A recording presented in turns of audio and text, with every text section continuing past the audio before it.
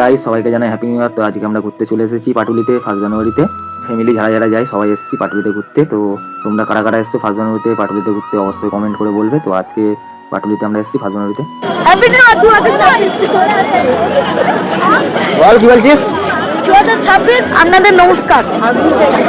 প্রত্যেক বছরই আসি আর কি পাটুলিতে ঘুরতে, তাই এই বছরে চলে এলাম পাটুলিতে ঘুরতে।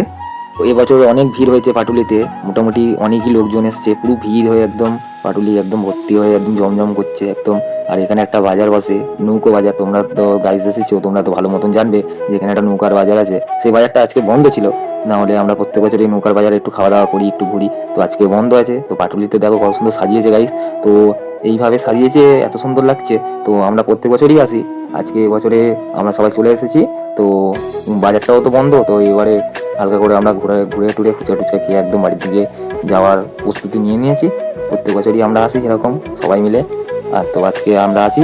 তো গাইজ তোমরা কি এখানে এসেছিলে তাহলে কমেন্ট করে অবশ্যই জানাবে। তো এই দেখো আমাদের দুটো হাওড়া ব্রিজ, এখানে একটা হাওড়া ব্রিজ আর একটা আছে আমাদের হাওড়াতে হাওড়া ব্রিজ। তো গাইজ টাটা।